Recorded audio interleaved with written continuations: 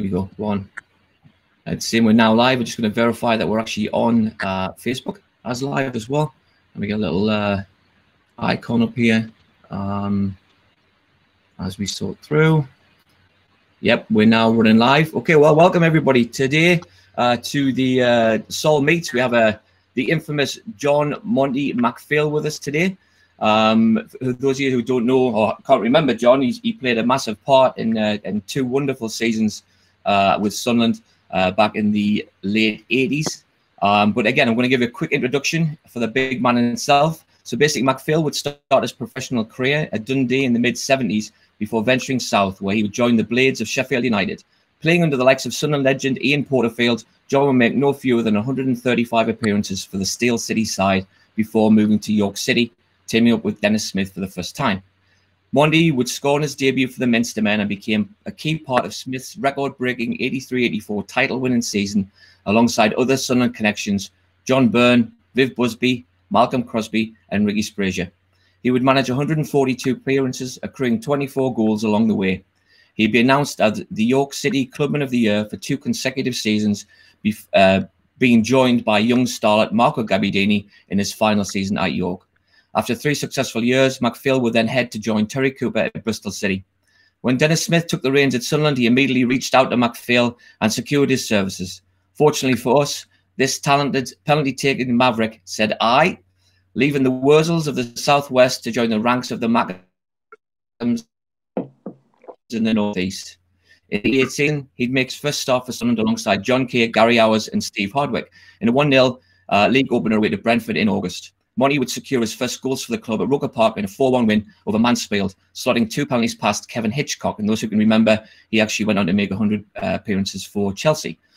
This would indeed be his most prolific season in a Sunderland shirt, where he managed to score 16 goals in 54 appearances. Sunderland romped the league that year after establishing themselves in England's second tier during 88-89. MacPhail would once again be on hand to help the lads gain promotion at the end of the 89-90 season, a season which featured many key results, including that playoff victory over the Scum at St James's Park. John will leave the club after 3 seasons, bowing out after the top-flight encounter against Norwich City in the 1990-91 season. He played a total of 153 games for the Black Cats, notching 22 times. Only 13 yellow cards and no red cards to speak of. That's quite impressive, John, for a centre-half, I must say. And I put on here, not bad for a £23,000 signing for Bristol City. Upon leaving Roker Park, MacPhail would see out his career with Hartlepool, playing for the likes of Cyril Knowles, Alan Murray and Viv Busby. He'd also link up with other former Sunderland players, including Ricardo Gabbiadini, David Rush, Anthony Smith and Colin West. He'd make 163 appearances for the Monkey Hangers before managing over the 93-94 season. By all accounts, John is rightly considered a top bloke. In 2003, he auctioned off his private collection of football memorabilia to help raise funds to save Dundee FC, the club that gave him his start in football. A cracking career, he'd amassed almost 700 professional appearances, 58 goals, and will always be remembered for his pop star looks and extremely tight shorts. Ladies and gentlemen, we welcome footballing legend John Monty MacPhail. There you go, sir. How's that? That was great. Listen to it. It's all good stuff. Have you still got those tight shorts, John, or not? Well, that was I'll tell you a story why I actually done it. It was I was a big Rangers supporter. There's a centre half called Ron McKinnon, who I idolised. He's one of the best centre halves the Rangers ever had, and I just copied him. Benno said that you were copying him. Like Benno said that you were just copying his style and everything. No, that's what he reckons. I started before Benno was born. That's been. What are you up to these days, John? But I've been in the military nearly 22 years, but I came out of it about a year and a half ago. I'm like semi-retired, but I worked for Porsche. I've been furloughed. I do some driving for Porsche, so I'm down London most of the time when I am working. But obviously, being furloughed, I've not worked for about 2 or 3 months. Are you enjoying the time off? Right. Sorry, say that again. I said, are you enjoying the time off that you've got? Yes, yeah. Well, I play a lot of golf, so obviously I'm getting some golf in. kind of thing. But yeah, but the whole world's come to a little bit of a standstill, isn't it? Nobody seems. Oh, it's been crazy, actually. Yeah. It has. I want to ask you about your golf there as well. So, are you better than Gordon Armstrong or not? I'm trying to think. Yes. Far better than Gordon. Far better. All right. Because I heard that. I think I mentioned we talked about the other way. Jack Lemmon obviously is an avid player as well. But I think Gordon was talking a bit smack about Jack as well. So I think he's put himself ahead of him. So I'm not sure what he hits off. Did you say that you're hitting off a 2 these days or a 6? Well, no, the lowest I've ever been is 2, but I play off at 6 or 7 now. So yeah, so I'm just when you get older, you don't. Let's have a chat about your football then. Sorry. Well, go back here. Let's have a chat about your football then. So before you started as a professional footballer, like you're part of a successful St. Columba's team playing for Lord Provost John Lefford. Yeah. This team to provide many young players to the likes of Dundee United and Dundee FC. So as a young player, John, where did you draw your inspiration from? Well, I always wanted to be a footballer. I signed for Dundee through Gordon Wallace. Obviously, Gordon Wallace was our coach. And so he done the training kind of thing and obviously seen something in me. And then so John Prentice was the manager at Dundee at the time, and he come and watched me. So he obviously must have liked what he saw kind of thing. And then I got a year's contract. Well, I was only 15. I was doing like the YTS kind of thing. You know, it was called like an S form going back in the day. So was there a player that you admired to the point where you would try to emulate them? So in your youth, anybody at that time? I used to watch like Ron McKinnon. He was a good centre half, and I always based myself around Ronnie McKinnon. He was just a fantastic centre half, and obviously I'm a big Rangers fan, and that was where I got my inspiration from. From, and obviously when you go and you sign and you do your own thing, I mean obviously you've got to be dedicated to come back in the afternoons and do this and do that kind of thing. And that's what I done. Mm-hmm. And I used to come back about 2-3 times in the afternoon where other guys might have been playing snooker or playing golf and things like that. So I wanted to try and improve, and that's what I done. So I mentioned basically during the introduction that you obviously left Dundee to go to Sheffield United, and obviously you went on to represent York City, Bristol, Sunderland, and Hartlepool. So what was it that drew you to play football in England? It was sorry, say that again. What was it that drew you to play football in England? Well, it never drew me. It was the scout that was watching me when I was playing for Dundee. Obviously, seen something in me. But the thing is, regards of me signing for Sheffield United, I signed. Sheffield's built on 7 hills. I don't know if a lot of people know that. And when it snows, it doesn't half come down. So I'd signed, and I hadn't played a game for a month because all the games were cancelled because the snow was about 18 inches thick, and we just can't. So we had to train in the gym, things like that. But none of the games were done. So then my extension, I got another month extension on it. So obviously it thawed a little bit kind of regards that. So I played a couple of games, and then obviously I had to prolong it again. So I was there like 3 months nearly, but I only played probably about 5 or 6 games. But in that month, the third month, they liked what they saw, kind of thing, and but I did play quite well, kind of thing, for them, kind of thing. So I signed for Sheffield United. Yeah. So Dennis Smith brought you to York City from Sheffield United, and then obviously you claimed a load of accolades there. You know, you had a fantastic partnership with Ricky Sprazier in that 101 point winning season that you guys had. Then you had 2 Clubman of the Year awards, and obviously you were part of that a team that basically played in the 5th round of the FA Cup in February '85 at Bootham Crescent. That was at I think your famous victory over Liverpool. Or favourite draw. Sorry, draw. You already beat Arsenal the year before. That's right. We beat Arsenal before, yeah, and then we got Liverpool. Yeah. So, do you have any favourite memories for your time with the Minster men? Oh my God! Oh, great. Somebody's just knocked on my door. Hold on a sec. Who? Rocco, Who is it? Just give me 2 seconds. Sorry. I know, bother, John. It's brilliant, this. Who is it? Letty, you can't come in, darling. My daughter and my daughter Kelly, she, Letty, my little niece. Yeah. Right, I'll just close this door. Hold on a sec. All right, mate, no problem. See, this is what happens when you do stuff live. So that's it. I thought there might have been some gypsies selling heather or something. Yeah. No. Yeah. Like, so so going back, and so basically, what were your favourite memories of being with York? Well, I had some great memories. Team was when I arrived there, I was going through like a divorce with my partner, kind of thing. She wanted to go back to Dundee, kind of thing, and I wanted. Obviously, I was playing for York City, and Dennis Smith found it strange that how I can have a relationship where she's living in Dundee and I'm in York City, kind of thing. But we ended up splitting up anyway. And then I met my second wife, Diane, in York.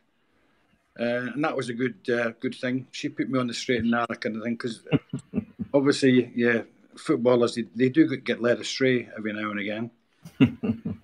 Yeah. But yeah, it was a great time. Seeing Dennis or meeting Dennis, and obviously I knew Viv because Viv was on loan to Sheffield United for about a month, and I actually knew Viv, but I didn't know Dennis. But the two of them were just fantastic because it was like good cop, bad cop, and everything they done great. To be honest, they were great friends, and they done everything together. And what they achieved at that club was to get 101 points. Yeah. Get the players. The players were fantastic as well. We had some great players there. Fantastic. You can't bring her on if you want, John. Do you want to come on the radio in America? This is excellent. Right. We welcome the extended MacPhail family. Right. This is Letty. Hi, Letty. How are you? Okay. Is it Digby? Degsy. Degsy. It's Degsy. Okay. All right, that's it. No, you see that John's a bit of a family man, which is nice. So. Oh, by the way, I've got 6 grandkids and 6 girls, 1 boy. Are they there today? Are they all there today, John? Sorry? I says, are they all there today? No. With you? No, it's just Letty. Just two of them? All right, just Letty. So we're going back to the York thing. Like, so basically, obviously, you would leave York and go to join Terry Cooper at Bristol City. So what promoted what prompted the departure from the Minster men? Well, I mean, I wasn't being unreasonable. Obviously, I'd been quite successful at York, but obviously winning like the championship kind of thing and player of the year and things like that. And I asked Dennis for a £50 rise in a 2-year contract. I didn't think that was quite harsh to ask for that, to be honest. But obviously he did, because obviously York City didn't do 2-year contracts and didn't give any rises. So obviously I said, well, I'm going then. I've got Bristol City probably interested in me, kind of thing. So when I spoke to Terry Cooper, Terry had a ceiling on that saying, I've got up to around about 30 grand, John, but that's as far as I'll go. I says, Terry, you'll get me for a lot less than that. So obviously we went to the tribunal. The tribunal, like I sit in the middle, the managers and the secretaries sit on your left, and then the other people sit on the right. So Dennis and Barry Swallow, then it was Terry Cooper and his secretary. And then he'd decide on how much it's going to be. And they ask you questions, kind of thing, saying, well, John's not been unreasonable, asking for a 2-year contract and £50 rise because it's quite reasonable. Yeah. Right, Betty, you can't come in, Dana. You need to go. No, you need to go out. This is brilliant. Yeah. No. Lock the door.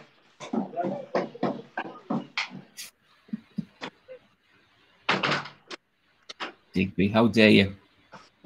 Boy. It's good, man. Right, that's it now. They're all locked out. That's class. God. So you're sitting in a tribunal? Yes.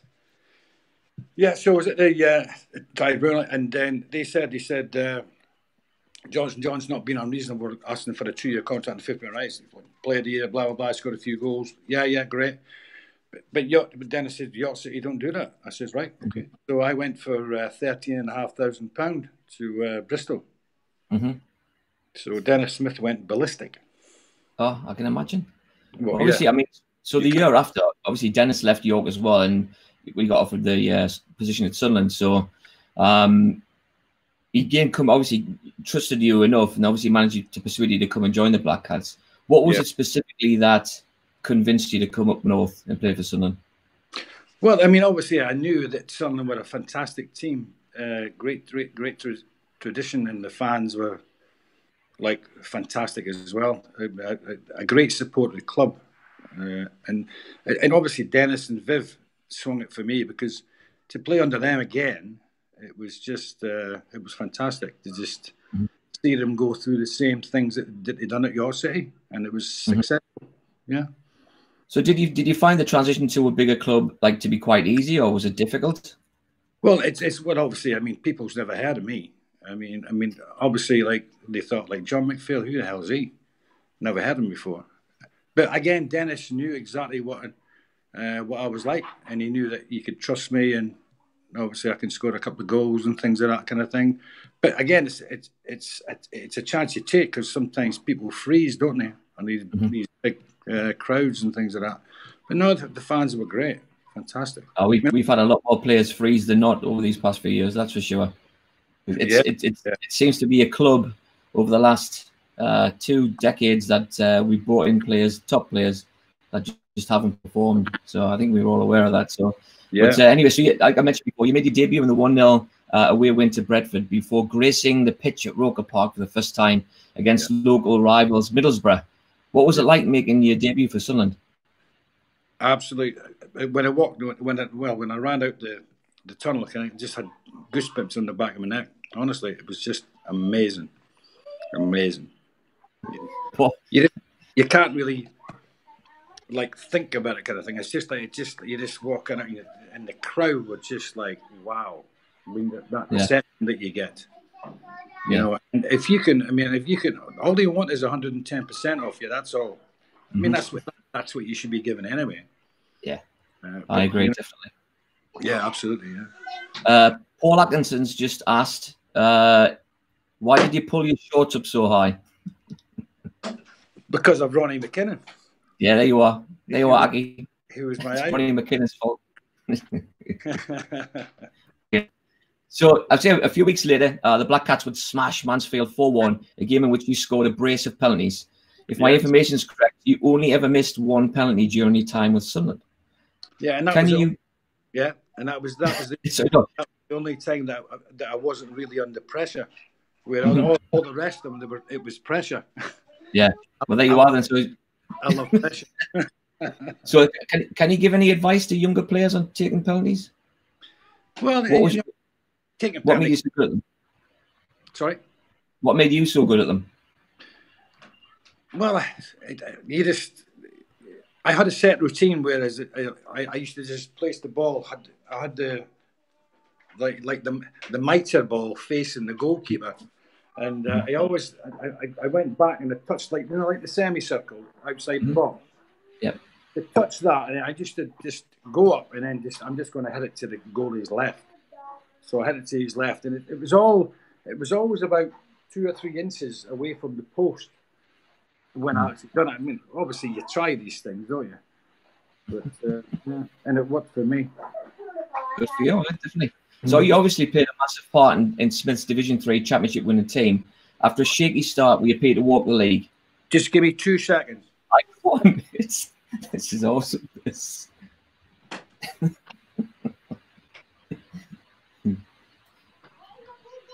I'm trying to get this door.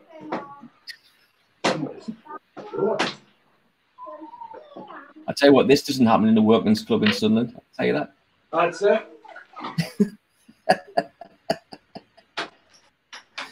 Right. No. That's it. That's all locked up there. They opened it again. Oh, no, but Monty, it's all good, man. So I was just going to say, I always had a Division 3 Championship winning season. What are your favourite memories of that season? Because obviously that was your first year with, and yet you scored the most number of goals that season that you did in the 3 years that you were there with us. So what are your favourite memories of that season?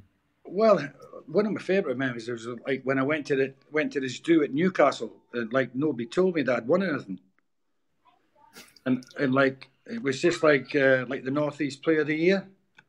Yeah, just Remember that. Yeah.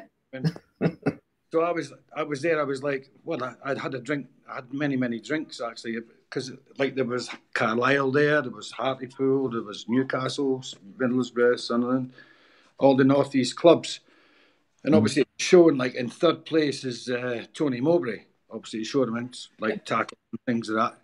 And in second place was me. I didn't have a clue what was happening. Yeah. So, like I had a dicky bow on it. When I went up to the stage, my dicky bow was about 4 inches that way. So you had a few then, obviously. Well, yeah. And then actually one it was Gaza, because Gaza had a great season that season. If you were with Gaza, you definitely had a few. Yeah, but to come second behind him was just fantastic. Yeah, it was brilliant. That was a good occasion for me. I'd asked Benno this the other day about, and I mentioned to you when we had a chat this week, who was better at penalties, you or Hardyman? And Benno said it was definitely you. He said you were the supreme in that department. So with that in mind, why do you think the penalty duties were handed over to Paul during the 89-90 season? Because I lost a bit of confidence, because I'd missed one at Leeds, and obviously the goal, it doesn't get any bigger. It gets a lot smaller when you start missing things. Yeah. So I just decided to sit him down and said, if Paul Hardyman wants to take the penalty kicks, let him take them. Then I don't have a problem with that at all. Right. He scored a fair few himself, but it's always interesting. So bear in mind that you played alongside Marco and obviously Gatesy, and those lads were rattling in the goals those days. Were there any other arguments as who would actually take the penalties when the opportunities arose? No, it was all done beforehand. Right. No, it was fine. So you wouldn't let them take them anywhere. So you were that's excellent. Then. So, your reputation as a penalty taking specialist was evident when you consider 14 of your 22 goals came from the spot. You managed 8 others. Do you have any particular favourites? And if yes, which ones and why? Well, there was the one at Blackpool where I scored 2 goals. Goals? Yeah, you got a diving header and a penalty, I think.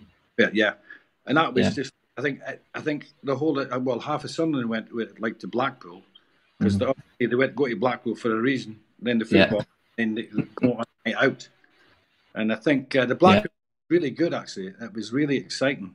The fans were just incredible. But they scored 2 goals as well, and then obviously going there and winning, it was fun. Yeah, that was a good memory for me. Okay, so you're diving. I'm going to put you diving headed down there. So over the course of your career, you've played with the likes of. So you played for the likes of David White, Tommy Gemmell, Harry Haslam, Martin Peters, Ian Porterfield, Dennis Smith, Terry Cooper, Cyril Knowles, Alan Murray, and Viv Busby. I'm sure you've had different relationships with all of them, but who was the best manager you played under and why? Played under? I think that's got to be. It's got to be Dennis. It's got to be Dennis. Yeah. So why do you think Dennis was able to pull Sunderland round the way he did? Because obviously the club was in free fall. So what was it like? Why do you think he could pull it round? And what really set him aside from the other managers you've worked with? Well, the thing is with Dennis, Dennis got the best out in you, and Viv was another one. Dennis used to take the defenders, and Viv used to take the forwards, and they never argued at all about this and that. They had the odd 1 or 2, but they made up straight away.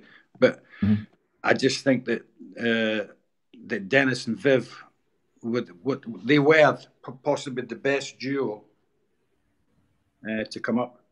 Yeah, I think that's actually been a common theme amongst the lads that we've interviewed. They said that it was more down to the teamwork between the two rather than pinning saying Dennis Smith was the best manager, but between the two of them, they will do something good. So. It's getting the best out of Gatesy that probably wasn't getting the best out of McMenemy. It's probably like with Marco as well.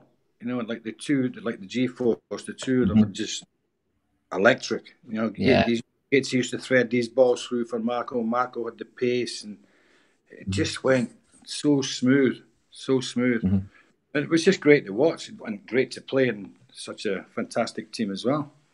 Yeah, I'd recommend, especially if there's any young'uns watching today, that they go back and have a look at some of those videos from the like 87 through to probably 92 and watch. Well, I know Gates didn't play the 90-91 season, but just having a look at the just raw power of Gabby Daney, because he was a phenomenal player. Obviously, and as I said, like you mentioned yourself, you had to play in the same team, which is superb. We talk about management, so you dabbled in that yourself. You took the helm at Hartlepool. Do you ever fancy getting back into it at the professional level? No. No? No, I was... well, it was just like, I mean, I should never have took the thing anyway. But again, it's just like a thing that a chance you take. You know, if somebody's going to offer you this, you can't turn it down. But I mean, the club were in turmoil when I took it over, and it was just wasn't nice. It was just crazy. It was crazy what happened. I got sacked for speaking to an ex-chairman, which was Gary Gibson, and but I had these two directors going behind Holmes's back that he didn't know, obviously, but then he believed them and they didn't believe me. So I ended up suing the club, Hartlepool, and I had to sign this confidentiality clause saying that I can't divulge anything about Hartlepool for the next 3 or 4 years. And my name was like in the papers in Hartlepool, like it was like slander. Okay. The thing they were trying to pin me on, and it was just all lies, You know, doesn't sound like it ended very well for you. So that's. But we'll talk about something that did end well. You played in one of the most memorable games in my lifetime, beating Newcastle at St James's Park in the playoffs. Obviously, it was an absolutely phenomenal night. Yeah. The build up to the match, and obviously it was like the play in the match. How much the result itself actually meant to you? Everything, because obviously we played at Roker Park and we drew 0-0, and they thought that they were going to win at St James's Park, and it just didn't happen. I'll show you a little clip here. I'm just going to give you a little clip. All right. I've got some shorts on, right? I'll just hold on. Where's this going, John? Can you see this pocket here? Yeah. Go on. Yes. That's Mark McGee. And that's Mickey Quinn. All right. There must be big pants to get Mickey Quinn in there, mine. Well, they are actually, yeah. No, it was obviously a brilliant night. What we did. Which of the players do you think stood out in our team that night? Everybody done the job.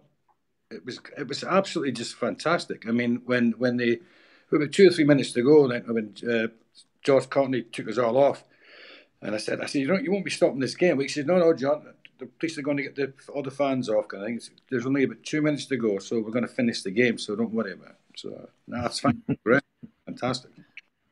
And I know that obviously you played alongside Bennett that night as well, which was fantastic.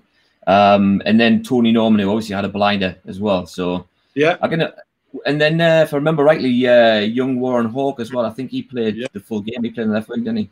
I know he did very well. Yeah, that was a good game for him for sure. So after we beat Newcastle, obviously went to the playoff final with Charlton. Yeah. Do you have any memories of that day? Obviously, it was a Wembley occasion. So do you have any memories? It wasn't Charlton. No, it was Swindon. I'm sorry. Me. Sorry, it was Swindon. Thank you. I was just checking to see if you were awake, John. That's all I was doing. I'm glad you did. I'm glad you corrected me there. No, you're right, man. It was Swindon. I'm sorry. Yeah. That was. I mean, obviously they were a good side, but again, it's just we didn't click on that day. I think half the lads left, half the hearts at Magaluf. Good Lord.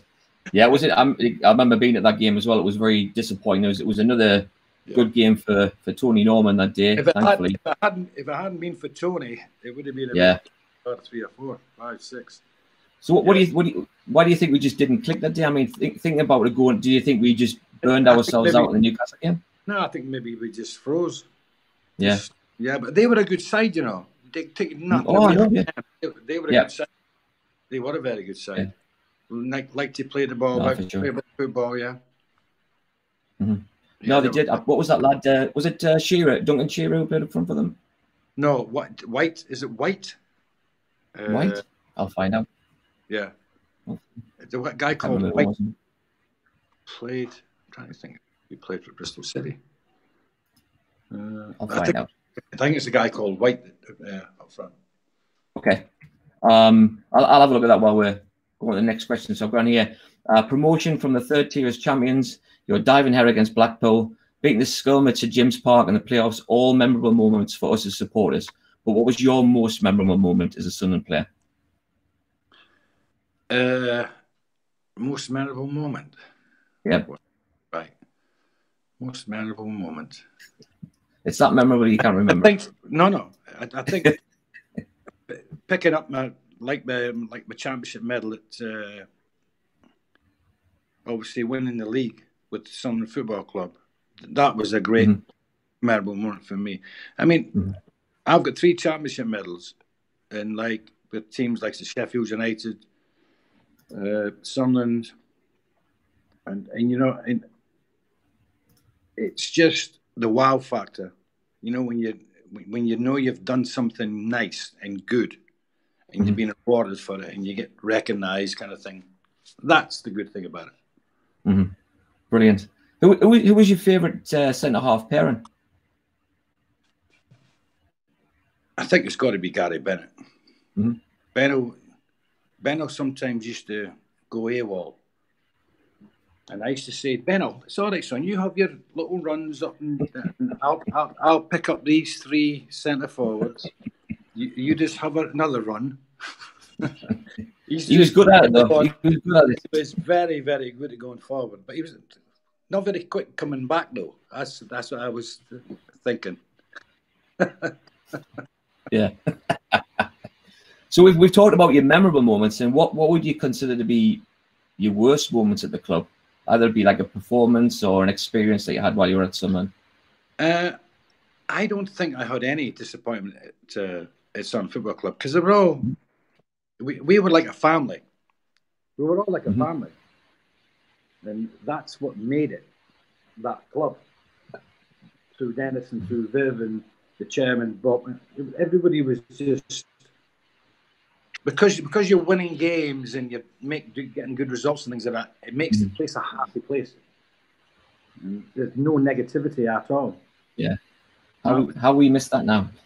How we miss it now? Oh, I said, how we miss that now? It's just. I know. It's so the club, honestly, well, something needs to be done, doesn't it? We need to do something. I don't mind your opinion on that as well. Yes, yeah. Sweet. Well, hopefully we can get something sorted soon. We just talked before we started, obviously, that Stuart Donald stood down as chairman today, so maybe we can get to that shortly. So you were with the club for 3 seasons, and you've obviously lined up alongside some quality players, many of them who were considered club legends to this day. These include, and are not limited to, because he was on here before, Paul Atkinson, Eric Gates, Ruben Agboola, John Cornforth, Tony Norman, Gabby Deeney, Bracewell. So which do you think was the best Sunderland player you played alongside, and why? I think I would say Marco, because I mean, Marco was he was like a YTS at York City when I was there. He was one of these kids coming through, and when I watched him a couple of times, he used to do things you think, how has he done that? You know, you just think, well, that's brilliant how he's done that. But he came on, and a very powerful, guy, you know, regards of racing wise and running wise, and he was just something different that nobody else had, and he had that. Dennis to sign him was probably the biggest thing. That's probably part of the reason why Sunderland went up, was because of him. Yeah, that's interesting. Because he done things that you think, how's he done that in training? and he honestly, and his pace as well. He's aggressive, kind of. He was a good player. He was a very good player. Oh, there's no doubt. He was. So other good players, obviously, you've lined up alongside Keith Curl, Imre Varadi, Gary Hill, Martin Peters.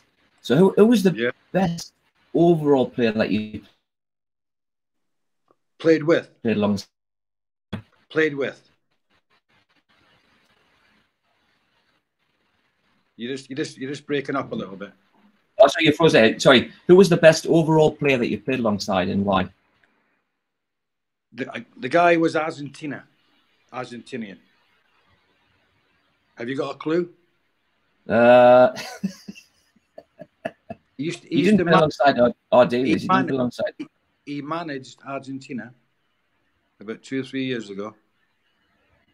Best player I've ever played with. No, I have no idea. Go on. Alex Sabella.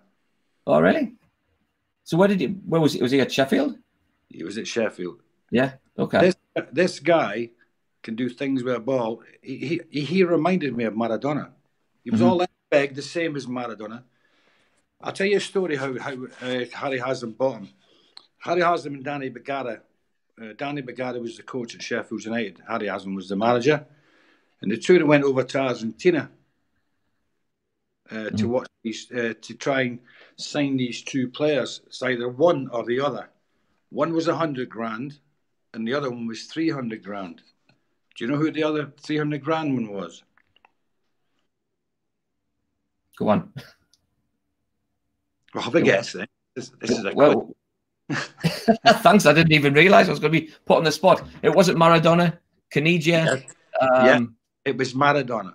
Maradona, wow. So they could have signed Maradona, but they didn't have the money. They didn't have 300 grand, but they got well the same as it's 100 grand for, like Alex Sabella, and Alex done things with a ball. Honestly, he was one of the best players I've ever seen. He is the best I've ever played with. Yeah. So what about? Wow. So again, you've made like 700 plus career appearances. So you obviously faced many players. Who do you think was the best opposing player that you faced? Opposing. Yeah.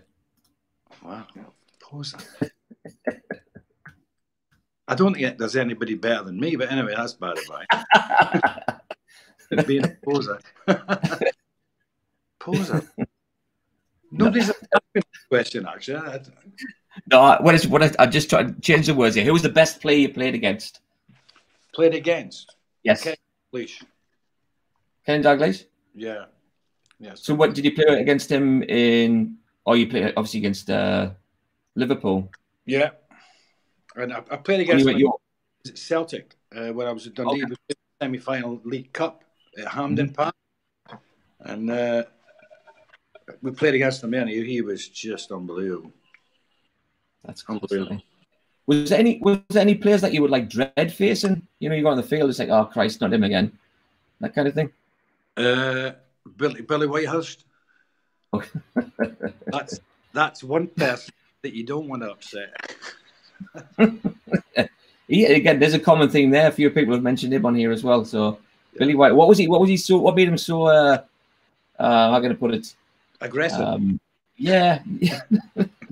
No, it was just frightening me. But people used to, me and Billy, like when he came to Sunderland, I was talking to Stevie Smelt, and he said,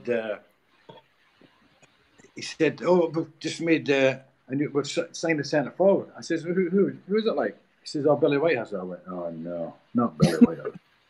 Because me and Billy had a past. Like when I was at York, we played when he was playing for Hull and all that, and like he didn't like me and I didn't like him. Okay. But then when he come and sang for something, he was fine. He was like just a nice fella. Yeah. And we got on great, to be honest. We got on great. He's a lovely man. Lovely man. But I tell you what, I mean, I'd love to have him in my corner every time. Yeah. And but Billy was a handful, absolute handful. Yeah. But that style of play seems to have dropped out of the game, John. I mean, do you think there's a reason? No, do you think? What do you think the reason for that is? That we've lost the hard men now. I mean, it seems to have gone away. Well, there's no hard men now, is there? No. because if there's any, if somebody does a bad tag, you're off within about 10, 15, 20 minutes. Yeah. I can't remember. I've been probably thinking, I mean, you've got like Catamall, but obviously before that, Bawley. I think they're probably the last two. That Bawley was a guy as well, yeah. Yeah. Didn't he? Oh, you joined the team. So you would have been there when you were the game against Norwich that you played. Obviously, he'd signed in that summer. Yeah, that was the only game I played, yeah. Norwich. You still there? I mean, the UK, talk about football grounds. So as a player and a supporter, where's the best? Yeah, still here. Where's the best grounds that you've played at? And worst? Well, obviously, I played Wembley 3 times. Yeah. And that's that's just the wow factor. Scored twice and never won. Yeah, there you go. Yeah, but again, I think Liverpool. I think that was fantastic. Anfield was fantastic. Yeah, I think that's probably one of the best ones. They've got 4 groundsmen seemingly. At Liverpool. They look after, like, there's a quarter. Well, there's like the halfway line. Yeah. So one of them gets that side. There's one there. He has that, and then the other one is that. So they are doing little things. They had 4 grounds, and the reason probably why the pitch is looking so lovely. I think it's same answer as Gordon Armstrong. He said Anfield, so I don't blame you. So then, here we go. We're now going to talk about the current Sunderland team. I know we kind of just touched on it briefly before. Are there any players in the current squad that you enjoy watching? No. Straight answer. Oh, Jesus. Okay. That was straight to the point. It's embarrassing, by the way. Yeah. Oh, I know. I know. We live it. I mean, we live it. So what's your opinion about the current state of the club then, John? And what do you think we need to do to put it right? Well, I'm not a fixer, but again, I think we need somebody that can put a bit of money in and get some good players, because the players. I mean, I never diss players and do this and do that kind of thing, but what they've got now, they're just not good enough. They're just not good enough, and nothing against them. They're trying the best, but the best is not good enough. So whoever's buying these players are not doing the right thing for the club. I know sometimes money, there's no money there, kind of thing. So how can they buy them? Which is fine. But if we had like a billionaire chairman, then we would be fine. We'd be in. I mean, we had one of those. Look what happened. Lots of money wasted. But just going back to your point there, that I mean, Sunderland released Hill and Tony Coton this week as well. They're no longer employed by the club, and obviously we mentioned about Donald standing down from chairman today. But I mean, I think there was a meeting that was held this week between Sunderland and the respective supporters groups, so like Red and White Army, the BLC, SLG, SSG, all represented there. And I think one of the comments that was made, and going back to your point about current players, that they're not. It's not out of their realm to look in for free transfers. That's a kind of market that concerns me even more, because it shows you that we don't have any money at all. And yeah, I mean, don't get me wrong, I'm sure you can get some free transfers, some decent players. Yes, but again, at what cost? But them players are not decent. Yeah, they're there for a reason. Like, free transfers is just yeah. As I say, we need a lifeline. That's what we need. We need somebody that can spend some money and be proud of the club. And well, I mean, I'm shocked that they Quinny. Yeah, he hasn't come back in. Yeah, that's it's a good point. I mean, obviously he played a massive hand in bringing in Alan Short in a obviously primary position when he was there, being handed over. Fantastic. He was fantastic. Yeah. It would be nice to have him back, and I think that even if we had somebody of his caliber in there, I think it would invigorate the club too as well. And get maybe players to play at a high level.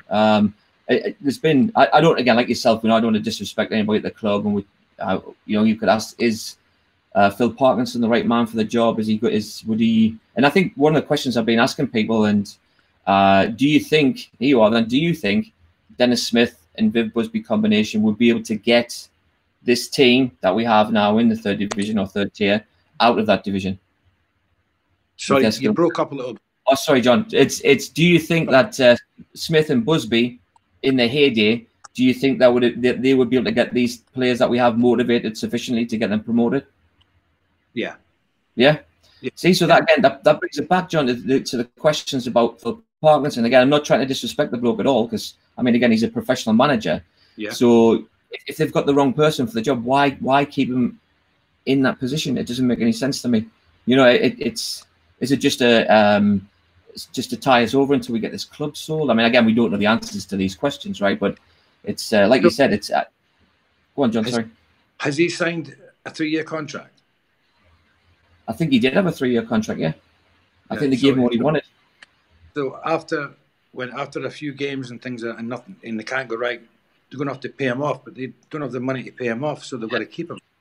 Yeah, that's the other thing too. Yeah, I mean, he had an awful start.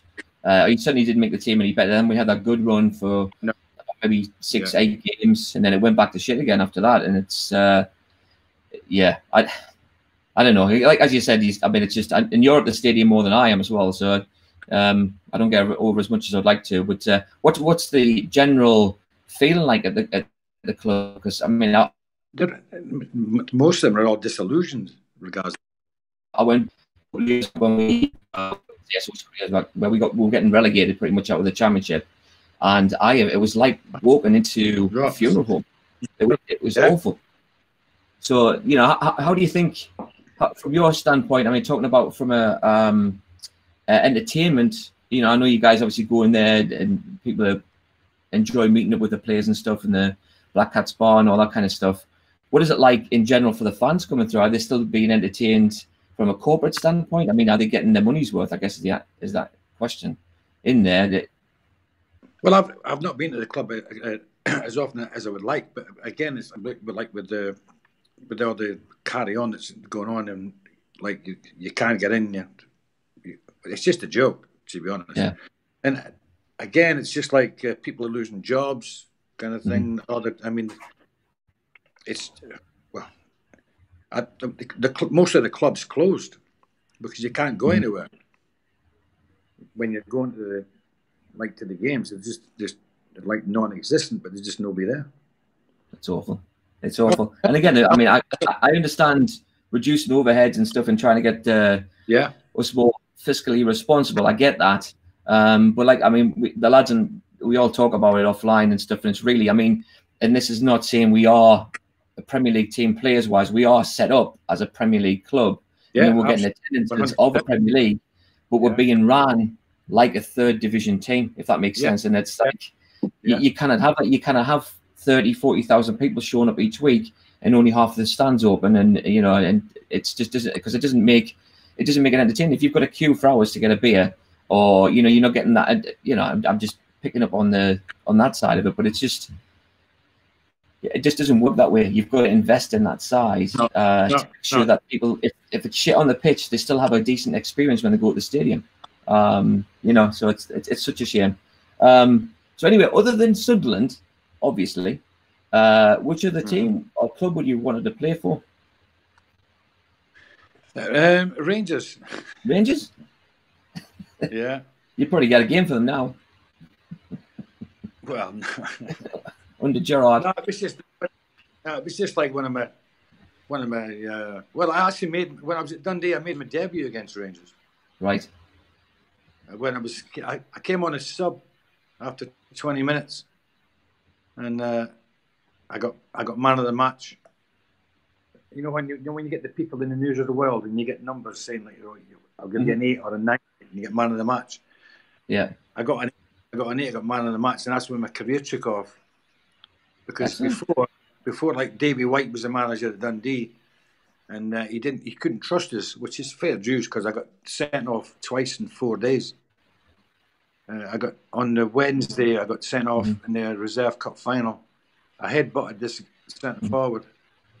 It was a bad tackle on on what he'd done to me, so I headbutted him, knocked him out. Nice.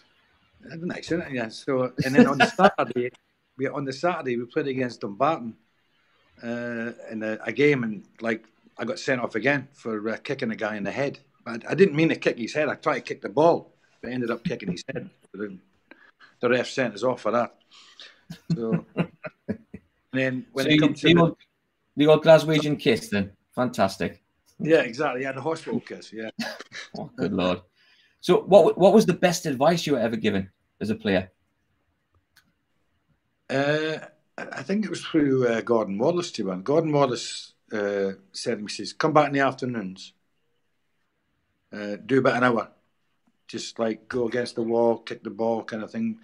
And George Stewart, actually, George Stewart lives in Edinburgh, and obviously I'm from Dundee, and he played for Dundee, and he used to stay back and teach me how to head a ball. Mm-hmm. And he lived in Edinburgh, and I thought that was fantastic to do what he done, to teach me how to, and then eventually I took his place because he went to Hibs, and I think then I got his role, centre half role. Excellent. So that was. So what do you think was your biggest accomplishment in sports? I know you mentioned before about obviously your 3 medals, league winning medals. What do you think is your biggest accomplishment in sports? Well, I tell you what's nice is, you know, like when you get like the PFA, you go to the PFA nights. Have you ever been to the PFA? I haven't. No. In London. Well, it's like you get like the player of the year, and the team of the year, and things, and I think like the accolade I found was like from your peers, was somebody voting for me to say that I was the best player in that season. So I think that's part of the reason why I'm still here, to be honest. Yeah, to be recognised by your peers, I think it's very, very, very nice. Absolutely, I agree with you. Because most of the centre forwards I used to kick anyway, so I'm surprised they voted for it. Brilliant. So, did you have any like favourite chants or songs that you hear from the stands from the supporters? Well, you tend to like not listen to what they're singing, do you? Most of the time, but I've had a few chants, the guys of like my name and things like that, but you don't really notice it, to be honest, because I wasn't that famous. Yeah. What about other ones, other players that have stood out for you, other players' songs? Any favourites there? I think Cyril, nice one, Cyril. I thought that one always sticks in my mind. What a lovely man he was, by the way. Yeah. Cyril Knowles, yeah. Mm-hmm. He was fantastic. He was one of the best probably people I've met. Yeah. Mm-hmm. It's just a shame on how he died and things like that. And, you know, it's just. But he's a lovely man. Hard man. Mm-hmm. He got the best out of the players. Mm-hmm. So yeah, he was really nice. I heard that Dennis Smith was a bit of a hard man as well. Dennis was a psychopath. Yes, it's the first time I've heard him described as that, but I'll take it. I'll always remember the time where this guy was on trial, right? And he was doing a game, and he nutmegged Dennis, and he shouts Megs. I went, that's the wrong thing to say to him. So about 5-10 minutes later, Dennis wiped him out.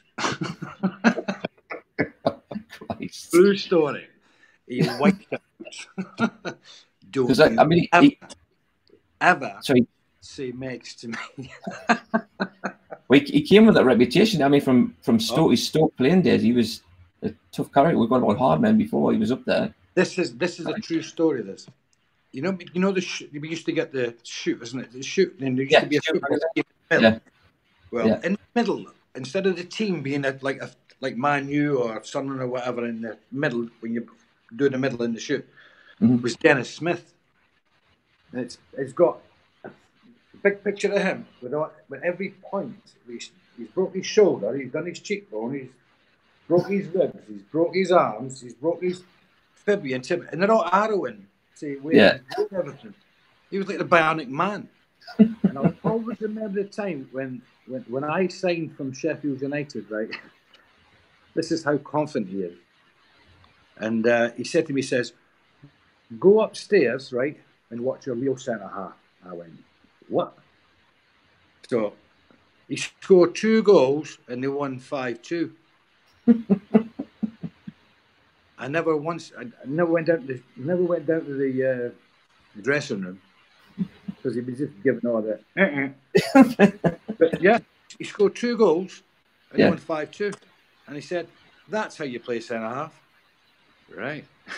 It's amazing because I mean, if you watch back some of the videos from your promotion winning seasons and stuff, even the press, he came across as being real, like almost sheepish, almost introvert. He was very quiet, softly spoken.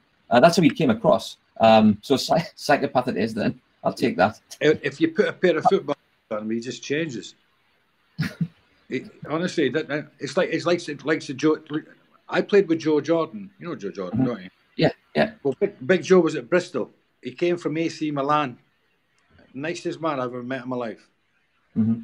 Absolute gentleman he was. I was playing for Bristol City at the time, and Joe was there, Joe Jordan. And he was just an absolute legend. He used to come in, like we started at 10 o'clock. He used to come in about 9 o'clock. He used to go in the gymnasium and do stretches. He's the only footballer that done it. He used to do stretches in the morning, little couple of laps around the thing, and then start training at 10 o'clock. Incredible athlete. Great athlete. But when he puts outside football, he's fantastic. When he puts a pair of boots on, he's a nutcase. Absolutely okay. Joe Jordan. So you were mentioning about the fans, when you first came to the club and stuff and how brilliant they were. Can you describe them in 3 words? How can you describe Sunderland supporters in 3 words?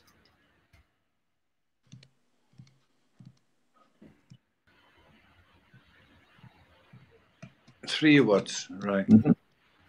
Absolutely fantastic fans. We'll take that, definitely. Yeah. Have you got? Yeah. Once they shouted your name, and by the way, and they start singing, it gives you that. This gives it that little edge. Mm-hmm. When you start booing and giving all that, that's when it's not very nice. But again, that's their prerogative to do that. A bit of both at Roker. So what? Yeah. No, I'm just saying at Roker Park, you got a bit of both, depending where you were. Yeah.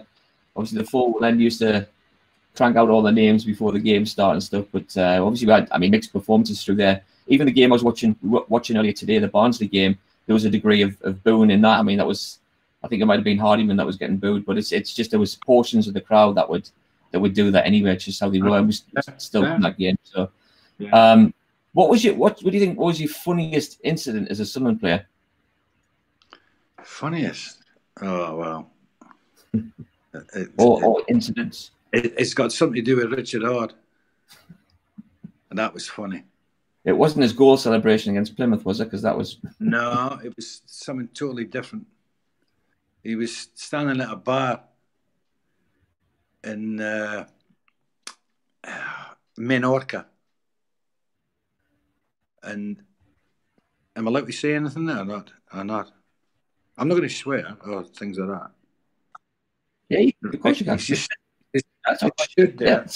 stood at the bar, right, and I was like behind them, kind of thing. And I said to, I can't remember who I was sitting next to. I said to him, he says, he's having a wee. He was at the bar having a wee. Wow, the funniest thing I've ever seen in my life. It's just like at the bar like that, and just like. Honestly, oh dear. Honestly, it's funny, yeah. That would be the Merton. Dennis thought it was funny. Oh, good Lord. Something else that. Is there, so anyway, John, so obviously we're going to start to come to the end here, but is there anything else that you want to share with the people that are tuned in? No, it's just that they've been probably 3.5 years when I was at Sunderland, kind of thing. The fans were fantastic. The club itself was fantastic. I mean, going to Roker Park. I mean, when I ran out the first day that against Mansfield, well, not sorry, it was against Middlesbrough. It was just, the fans. Once I take it behind you, it's like having an extra player there. You know. Yeah. So no, I wish we could have more of the same now. You know, I think we've just not to finish on a sad or a bad note or anything. I just think if we've got a decent team behind you know what it's like. You said you know what it's like. You just get out there, and when those fans are behind you, the noise they can generate, you know, both at obviously Roker Park and the Stadium of Light now, it's immense. And I mean, I've had. Just give me 2 seconds. This phone's going to go off. I'm just going to get my battery charger.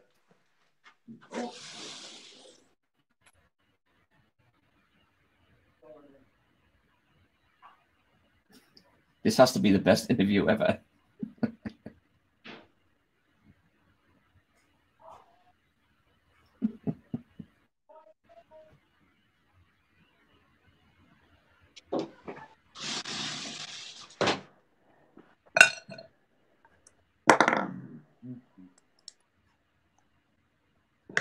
Still there? Yes, mate. Sorry for this. That's all right. That's it.